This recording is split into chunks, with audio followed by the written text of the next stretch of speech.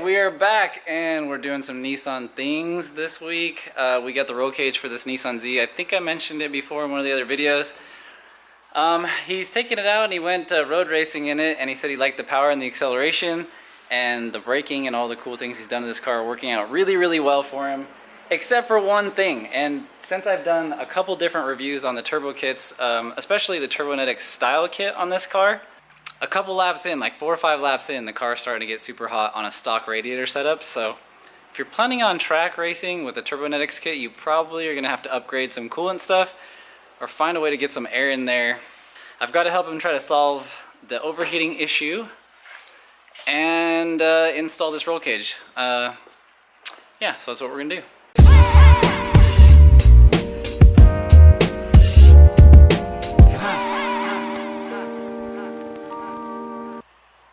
Fragile this side up. That's ridiculous. Anyway, I don't know if you guys can see in there, but there's just a whole bunch of bars. They're already cut and notched and labeled, and I'm hoping that they actually fit super good so that I don't have to do a lot of extra trimming, you know, to make this kind of work out. So step one is we have to take every piece of interior out of this car, which is going to be crazy. I don't think I've ever done this for a customer. Usually they'll bring them in already gutted, but I'm talking everything. Roof liner, the seats, center console, the entire dash, even these door panels, everything in the trunk area pretty much has got to go. And then there's bars that just go everywhere, tying everything together.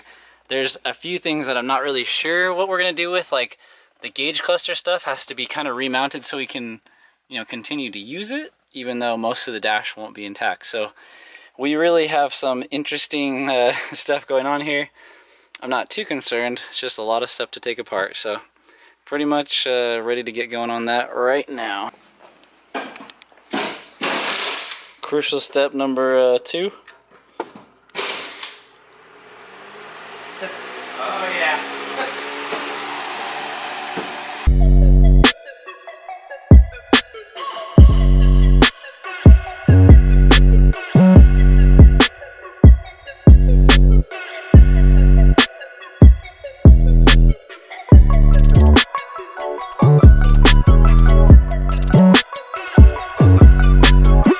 Okay, so we were pulling this back section apart right here, and it looked all like amazing and beautiful with this carbon fiber little plate, but it's just a flimsy cover.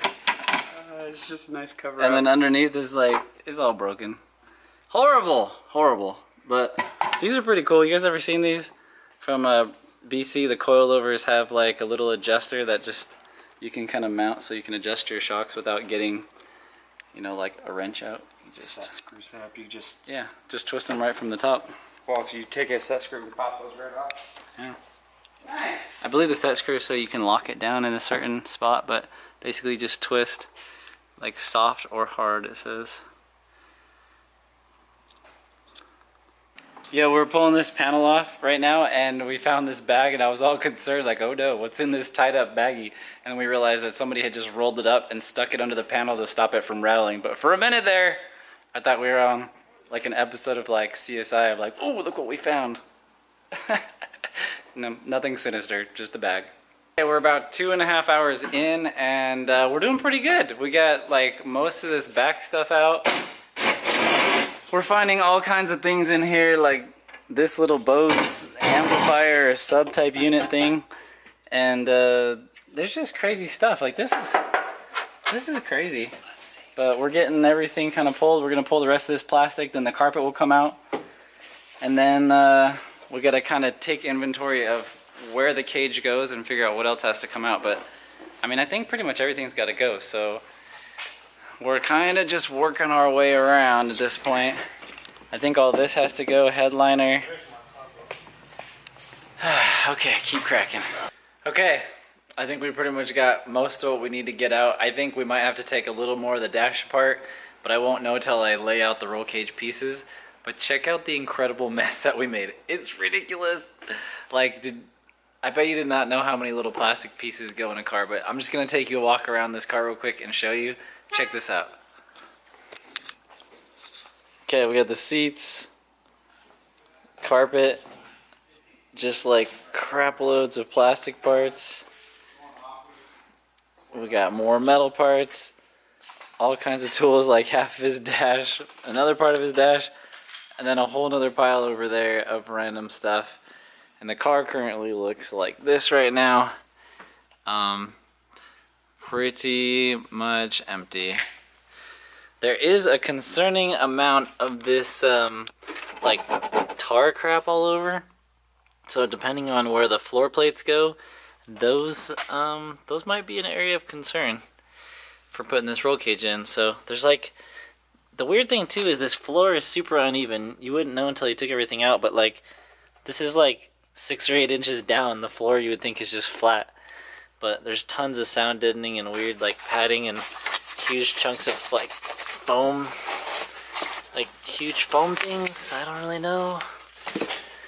Yeah. Great, but anyway, it's a good first start to the day. That no power steering life right there. Oh. Build them forearms up. All right. Okay, so we're just gonna spin around the block a little bit, and I'm checking something on the tune from this Acura Integra. It makes 360 horsepower, 275 torque, and it's kind of loud.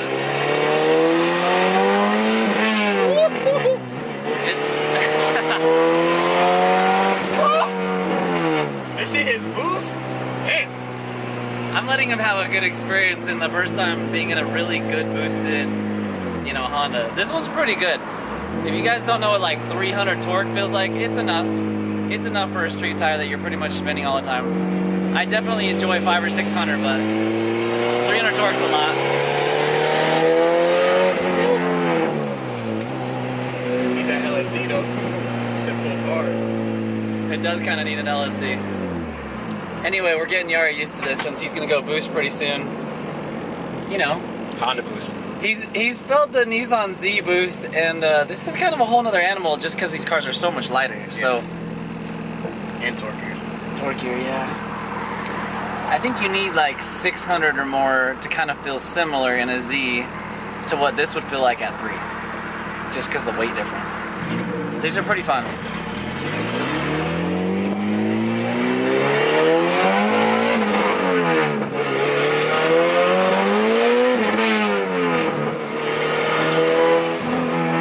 We got the roll cage all out of the package and prepped and ready. The 350Z is completely gutted as much as it needs to be. And we realized that there was supposed to be a second package that had the welded floor plates for the roll cage, and we did not get a second box. So we're trying to sort that out. It's probably just a shipping issue, but those won't be here for a few days probably. In the meantime, you guys remember we were talking about 1000cc injectors and a new fuel system upgrade for the Acura RSX. We were doing the gas mileage testing, and in the middle of the heat, Yari's radiator decided to finally give out. It's, you know, really old. It just had like a hairline crack in part of the lower core. So anyway, we're pulling that out right now. We're gonna throw a new radiator in it, and then we'll be able to do the gas mileage testing and show you guys how to do like what I think is probably the cheapest, you know, fuel return system that you can do for the money, you know, that's effective and it'll handle boosts and everything you're gonna do. So let's go get that done right now.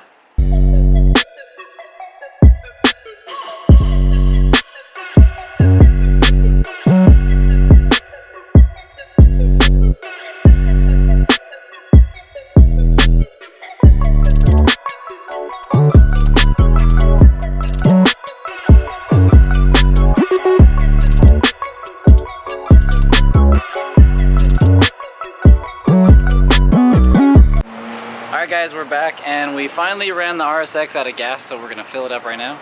It went about 250 miles. Yari's not exactly the most conservative driver. He kind of floors it everywhere he goes, so I'm sure some people get better gas mileage than that stock. But in just a minute I'll do the calculation after we fill this up, and I'll tell you what we got on the stock ECU, and then we can put the other ECU in the fuel system and retune, you know the rest, and we'll see what gas mileage we get on the big injectors. 11.32 gallons. Probably had like a gallon and a half left. Yeah, you probably had a little bit left, but not a whole lot. Okay, so even with Yari flooring the gas pretty much everywhere he goes and being constantly in VTEC, we netted 22.08 miles per gallon, so not too bad. The good thing is now we can finally put all these parts that are clogging my office with boxes. I've got boxes and boxes. His fuel rail, his fuel pump, all the lines, the fittings. We're gonna go over everything, but and the 1000cc injectors. Pretty much got everything. So I can finally do the install. All right, see you guys in a bit. Okay, let me tell you how it is right here. I've had all these video clips, including the last one of us getting gas and, you know, getting Yari's car all figured out, ready for like the last week or two, and I haven't put a video out because I can't seem to figure out how to end this video. And I've just been busier than I've ever been with work, so it's just really hard to, it's hard to get to the projects that I want to show you guys on the channel. The RSX stuff and the 370Z stuff's really interesting to me, and behind the scenes I'm kind of doing a bunch of different things on them right now. I'm currently working on an oil cooler and a radiator upgrade on a 370 that just came in yesterday. And when I'm working on these things in the background of the channel, I'm not putting videos out, but at the same time I'm learning and getting new data so I can kind of share with you guys later. So sorry for the delay, and I'm getting this video out like later today, but I couldn't get enough time to finish the stuff with Yari. We'll have to film that next week. But I figured what we could end it with is just a little happy dyno tuning session with a car that's owned by another customer of mine. He calls it Little Russia. It's kind of an interesting looking car. It's kind of a pieced together Civic. It's very eclectic, you know, if you will. But most of the parts are kind of along the lines of somebody starting their first eBay or budget build. It's got an internally wastegated, really small T3 turbo from eBay. It's got a log manifold, all the things that I kind of talked about in the, if you guys go back on my channel, there's a video called Should I, you know, buy an eBay turbo or whatever, it's called something like that. And we talked about all the different things that work well from eBay. And this guy's done a really good job of pretty much getting all the things I talked about from the intercooler. He did end up staying internal wastegate, which isn't my favorite, but he's also planning on keeping the boost pretty low, the motor's stock. So anyway, today we'll get to see like how that works out. It's a stock B20 with a very small turbo and just real basic tuning. He's installing his 550cc injectors right now, and we'll just kind of give a quick tune and we'll see how it goes. Oh yeah, one more thing. You guys should comment below and let me know if you like to see videos of like the stuff I'm doing every week just for the hell of it. Like, I do a lot of stuff. I just don't film it all because sometimes I'm like, they're not going to want to see a brake upgrade on a Z, or they're not going to want to see, you know, like basic stuff like, but I mean, I did like resonator deletes on a TLX yesterday, and I'm checking the tune on like a super cammed out like LS1 car, which doesn't fit the channel at all, but you know, random work projects and just like a general check-in once a week. So if you guys like seeing vlogs and you'd like to see one once a week, regardless of whether we're making progress on the big cars that we're featuring on the channel, just let me know below, because I'm always kind of wondering if that's just wasting you all's time watching me, you know, do regular car shit. So all right, let me know, and maybe I'll change up what I'm doing. Okay, one more thing. This is the last thing, I swear. We got new NISDA stickers. My friend Rich just brought them by. I really like the way that they look. He's pretty creative. He even made some funny, like, look at this one's in the middle, the NISDA. He's really trying to use the entire sticker paper on that one. Pretty cool.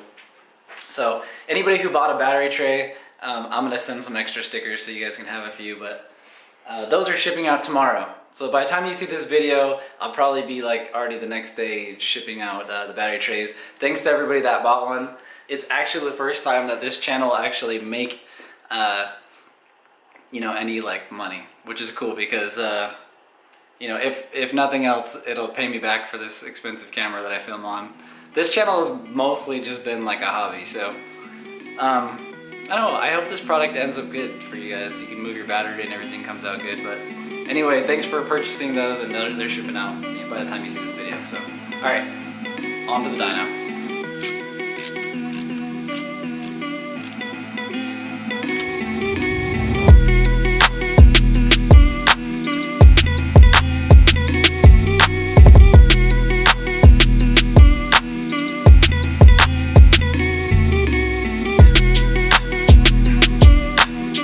Hey Ray. Yes, sir. Is this like an actual tube sock?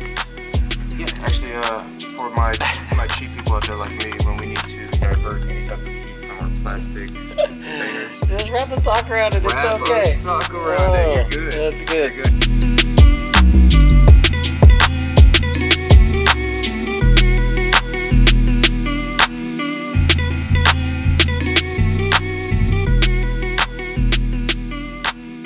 This is where we're at. We were working on the car yesterday and doing our very, very best to get a lot of different little problems sorted out so it could actually be ready for dyno tuning, which is what it was here for. And unfortunately we came to like an impasse. He ended up having a broken throttle position sensor and it makes the car nearly impossible to tune. So these kind of things happen. So if you guys are planning on getting dyno tuned in the future, don't be surprised if you go to the shop and then they start looking through things and things are wrong or sensors aren't working or you need to change a few things up before it will work correctly. It's just kind of part of the process. Don't beat yourself up about it. It happens to pretty much everybody.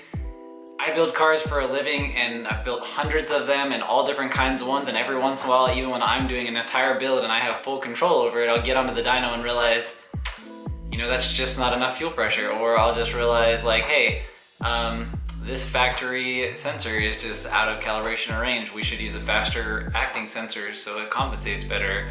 So anyway, I didn't show any more of that clip because we didn't even get a dyno pull. We just had like a lot of little small issues. I have to say, for like his first turbo Honda build, he picked a lot of good parts. He did a lot of good work. He took a lot of precautions and really thought it out. He did a great job. So I'm definitely not knocking it. He'll be back. We'll show some horsepower numbers in the future. And it'll be super good. But yeah, if that happens to you guys, don't feel bad. It's just a thing that happens. It's like, it happens to everybody. So on that note, I'm gonna go ahead and end this video because I cannot seem to finish any projects to save my life, and I just want to put this video up because I've got all these cool clips of stuff that we've been doing, but like nothing super exciting. But I'm just gonna put it out there because I want you guys to know I'm still here. I didn't like quit making videos. It has been the busiest month of Gearheads yet. So that's great, right? You just like some money coming in, but like at the same time, it makes the YouTubing kind of hard. So like I was saying to the people that bought my battery trays before, those should be shipped out, worst case tomorrow. And we'll, hopefully you guys will enjoy it. I'll send you guys pictures before I ship and whatnot. But anyway, I hope you guys enjoyed this video. Stay tuned, there'll be some better content coming. This is just a vlog, but I'll catch you guys next time, all right?